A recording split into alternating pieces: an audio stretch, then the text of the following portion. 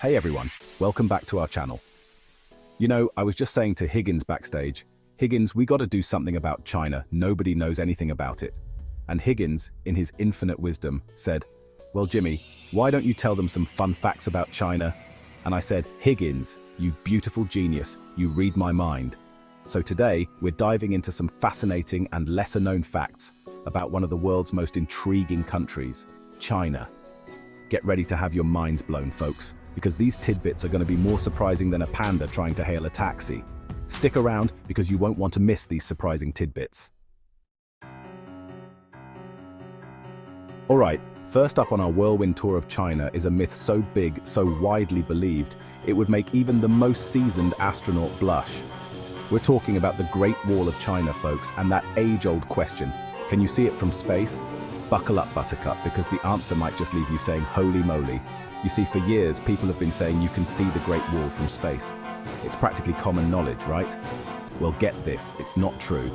That's right, astronauts have gone on record saying that while you can definitely see some pretty amazing things from space, the Great Wall ain't one of them. Now, I know what you're thinking, but Jimmy, it's so big, so massive.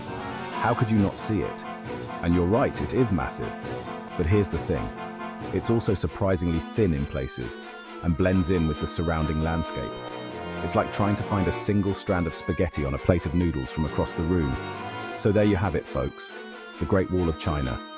An incredible feat of engineering, a testament to human ingenuity, and as it turns out, not quite as visible from space as we've been led to believe. But hey, that doesn't make it any less impressive. In fact, I think it adds a whole new layer of mystery to it, don't you?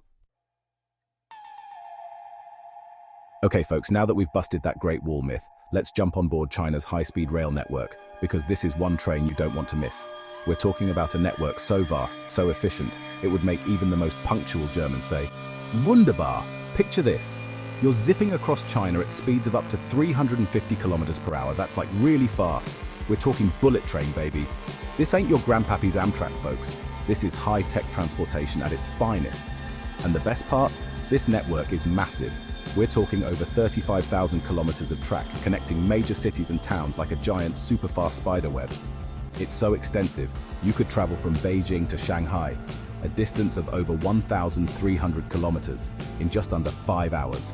That's faster than a cheetah on a sugar rush. So next time you're planning a trip to China, forget the planes and hop on board the high-speed rail.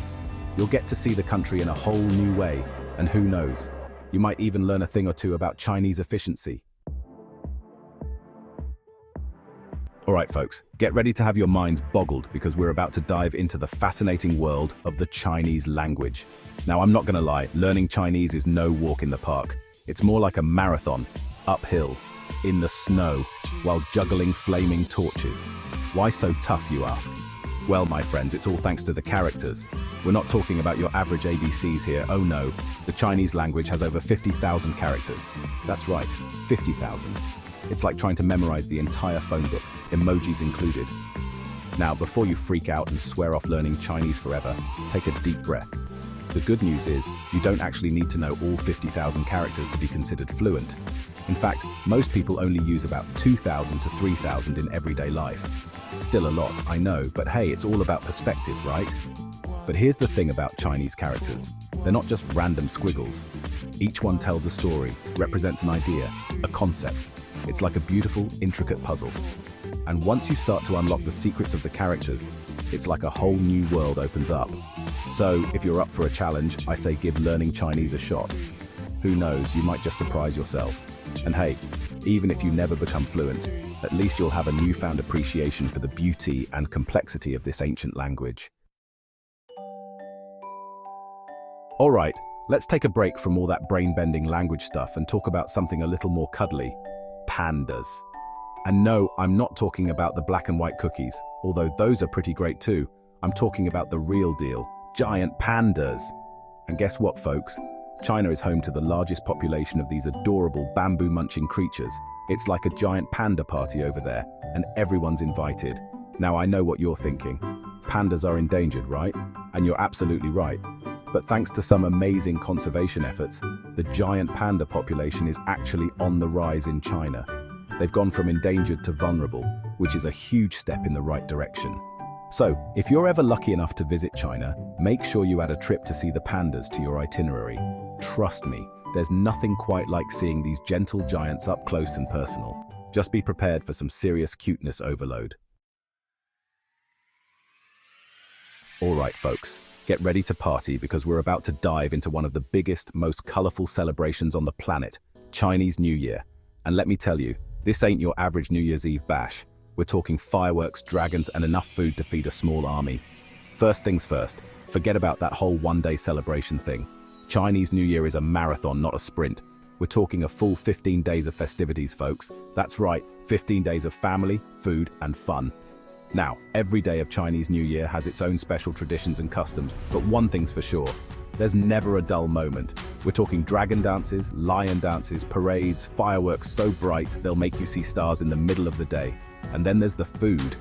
Oh man, the food. Dumplings, noodles, spring rolls, fish, you name it, they're eating it. It's a feast for the senses, and trust me, you'll want to come hungry.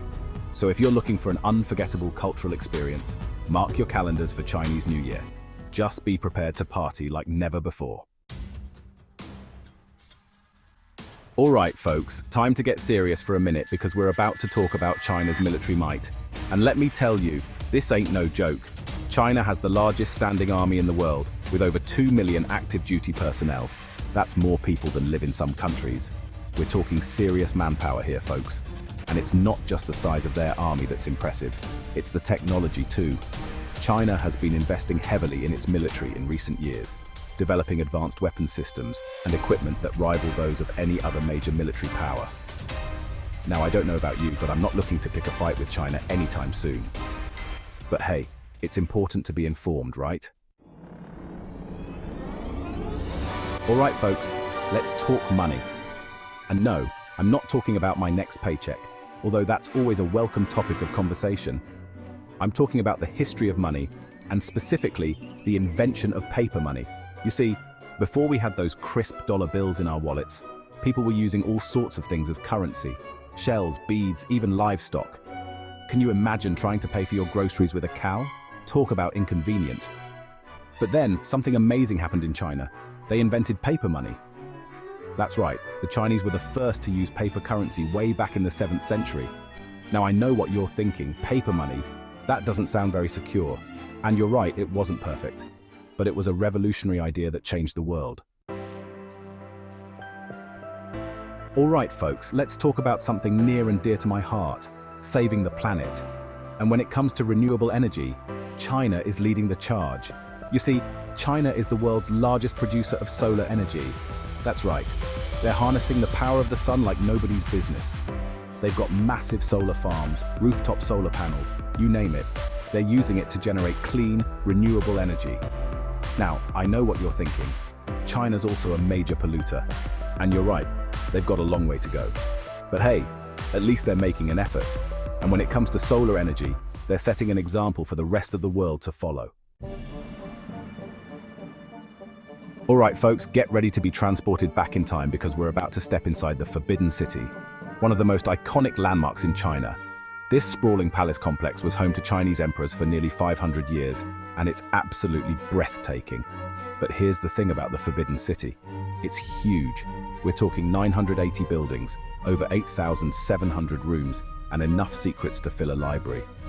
It's said that the Forbidden City was so vast and complex that even the emperors who lived there didn't know all its secrets. Now that's what I call a palace. Alright folks, bundle up because we're about to head to Harbin, China for the annual Harbin International Ice and Snow Sculpture Festival. This ain't your average ice sculpture competition, folks. We're talking massive, intricate sculptures made entirely of ice and snow. They've got ice castles, ice slides, ice lanterns, even ice replicas of famous landmarks. It's like stepping into a winter wonderland. And the best part? The festival lasts for over a month, so you've got plenty of time to plan your trip. Thanks for watching. I hope you enjoyed learning about some of the most amazing and unknown facts about China. It's a country full of surprises, and I, for one, can't wait to see what other secrets it holds. Make sure to give this video a thumbs up if you learned something new today and subscribe to our channel for more incredible content. Until next time, stay curious.